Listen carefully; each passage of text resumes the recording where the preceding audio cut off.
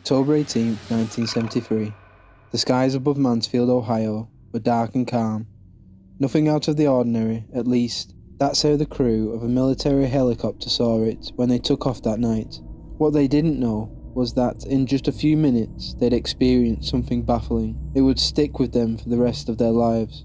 This is the story of the Coyne helicopter encounter, an event that took 4 men from a routine flight into a mid-air unexplainable nightmare.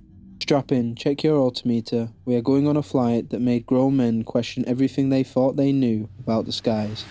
The crew of the UH-UE helicopter had been flying together long enough to fall into the rhythm of the job. Captain Lawrence Coyne sat at the controls, a seasoned pilot who didn't scare easily.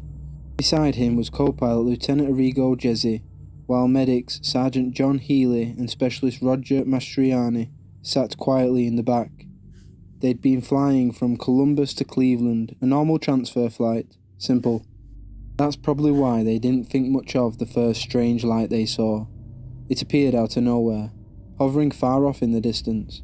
Mastriani spotted it first and casually pointed it out. Just something weird in the sky.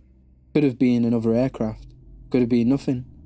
But, as they kept watching, it became obvious the light wasn't just floating out there. It was moving, fast. And it was coming right for them.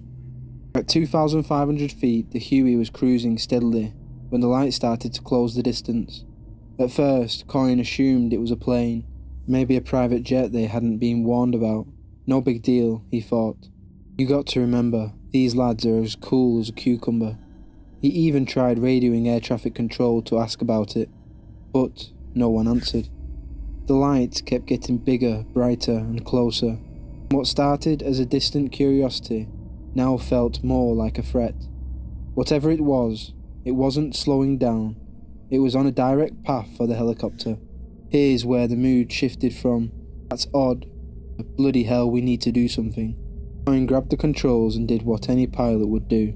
He tried to dive to get out of its way. But the light kept coming. It matched their movements like it was toying with them. Then, as the red light reached them, the true scale of the thing became clear. Above the helicopter hovered a massive object. It was shaped like a cigar, smooth and metallic, and completely silent. Too silent for something so huge. This wasn't a tiny blip in the sky. This thing was enormous, bigger than the Huey, blocking out an entire section of the sky. I've heard of thalassophobia, fear of deep ocean, but I think this just gives me the sky equivalent.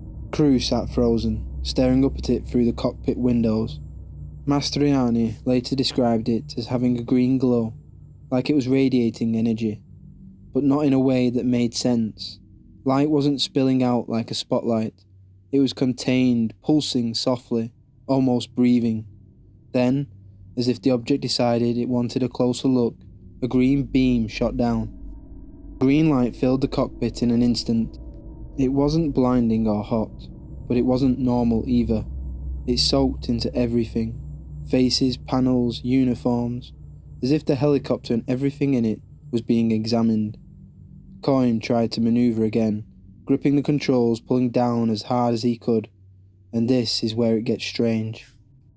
Despite the efforts to descend, the helicopter started ascending, on its own. The altimeter ticked upward, 2,500 feet, 2,700, 2,800. The crew exchanged frantic looks. Coyne wasn't flying anymore. The thing above them was in control. Think about that for a second. A machine designed to be operated by human hands was now being pulled, lifted, by something they couldn't see or touch. I don't care how calm you'd think you'd be. At that moment, every logical thought goes out the window, including maybe myself with a parachute attached. The green light lingered for a moment longer, like it was scanning them. Jesse later said it felt like the object was studying them, every detail of the crew and the helicopter itself. No sound, no warning. Just a beam of light and the overwhelming sense that there is something greater, more powerful than them. Just as suddenly as it had appeared, the object was gone. 1 second it was there, dominating the airspace, and the next, it shot off at an impossible speed, leaving only a faint glow in the distance. Coyne's hands shook as he checked the controls. Finally, Huey responded and he regained control. He looked at the altimeter, 3,500 feet. They'd climbed nearly 1,000 feet against their will, as if they'd been plucked from the air and dropped in place. Did that just happen? Someone asked, breaking the silence. No one could answer. The crew sat in a stunned disbelief, staring into the night.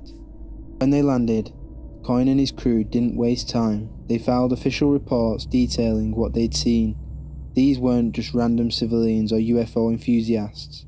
These were military men trained to stay calm under pressure and to assess situations logically. And yet, they had no explanation. Investigators looked into the incident. Of course, theories were thrown around. Some said the crew must have seen a meteor, because obviously there's been previous reports of space rocks bullying helicopters in a green spotlight. Others suggested military flares or reflections from the ground, because apparently flares now defy physics. Coyne and his crew knew better. They hadn't just seen something, they'd experienced it.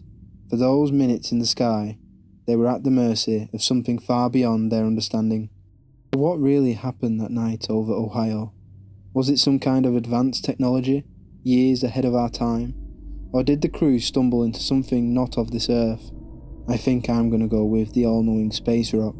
Whatever it was, it didn't just spook them, it left a mark, one that's impossible to forget.